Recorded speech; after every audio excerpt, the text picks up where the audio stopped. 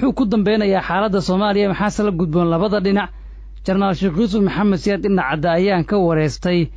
xaaladda guud ee siyaasadeed ee waddanka iyo tan amni sidoo kale wuxuu ka jawaabayaa warar maalmihii la soo dhaafay baraha bulshada internetka lagu daabacay oo ah in isaga loo maleynayo in loo magacaabay taliyaha amniga musharaxiinta madaxweynaha Soomaaliya ilaa maaskale wadhowahay marka gudiyada waan aragnaa la magacaabay wax kasta oo aan laga heshiin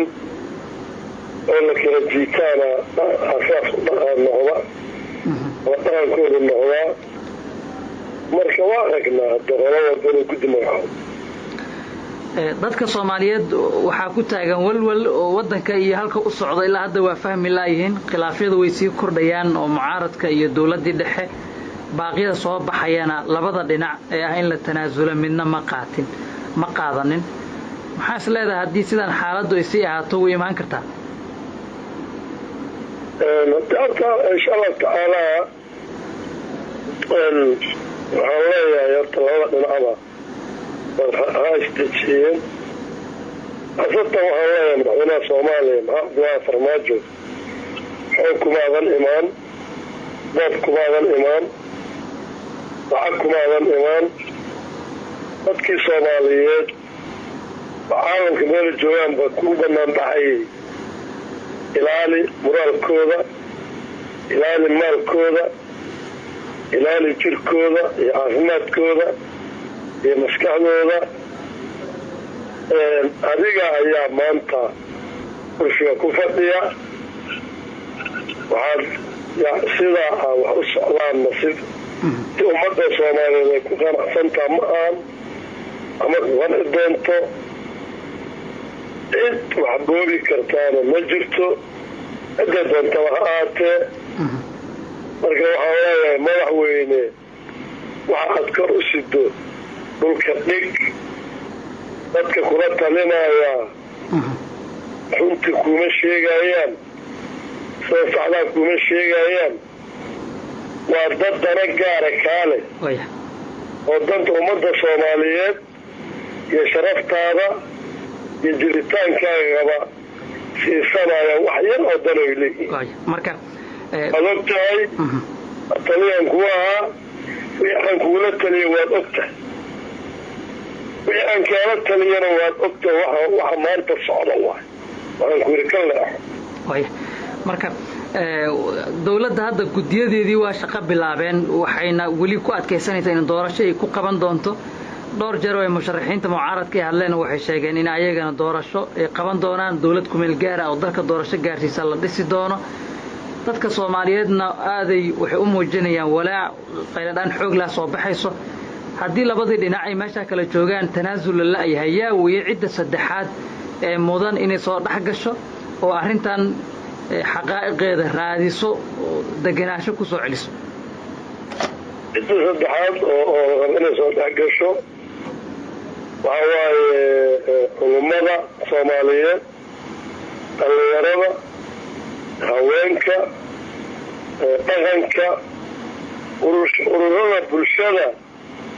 ee aan ayagu siyaasiyiinta ahayn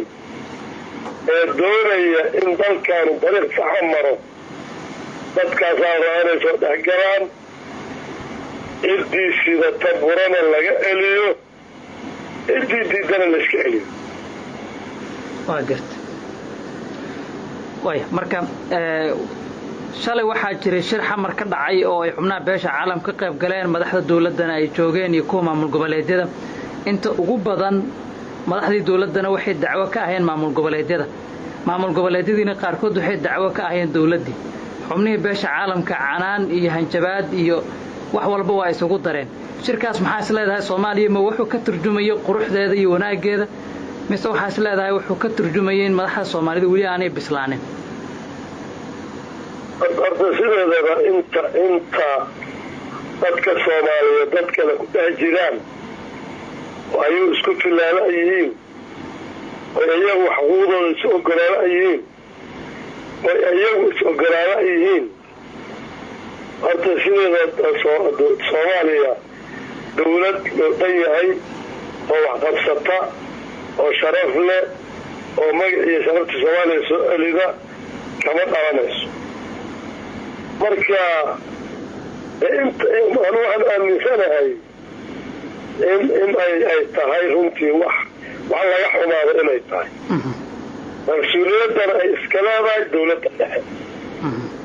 taasaan aaminsanahay dadka shacabka ah ee shalay banaanbaxa dhigay iyagoo aanan cod dhiibanin madaxweyne Farmaajo ku qanacsanaa taageersanaa maantana ugu baaqaya madaxweynuhu inuu doorasho deganaana qabto amaba uusan sabab u noqonin burbur iyo colaad waddankan ka dhacda ma jirtaa saameyntooda iyo rabitaankooda meelay ku soo bandhigi karaan oo aad leedahay waddooyinka mara waxaan dadka u bishaareynaa insha allahu tacaala burbur maayo dalkaanu dad usoo wuxuu leeyahay halgamay wuxuu leeyahay dad waxu jecla ka eego wuxuu leeyahay dad aqoon ciidan leh wuxuu leeyahay dad aqoon siyaasadeed leh wuxuu leeyahay dad aqoon dhaqaalo leh wuxuu leeyahay dad dalkan iska leh oo aan maalinna ka bixin marka insha allahu tacaala burburi maayo cidda inay wax burburido rabtana gacan biraada iska qabana ayagoo laisku duugayaa meeshada loogu tegaa ibn cabdidiin waxay ku dhacawaad og tahay marka qofka ku tashanaya in marka uu dadkan ciidanka ilmahoodii iyo dhaqaalahoodii iyo dhulkoodii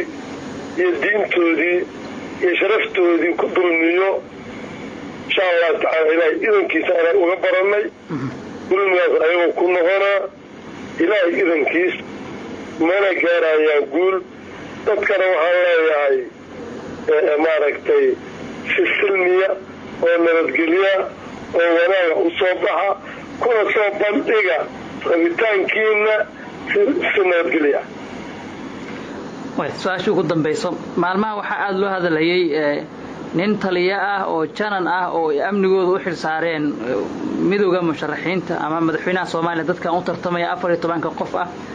wararka ugu badan waxay sheegayeen qofka la magacaabay adiga aad miyay jirtaa in taliya lagu magacaabay oo amniga musharaxiinta taliya ka ahaan doonto meediyan ku arkay marka qolada meediya baa laydinka rabaa meeshaas iyo magacaawgaas iyo cidda ay magacaawday iyo sida la ii magacaabay iyo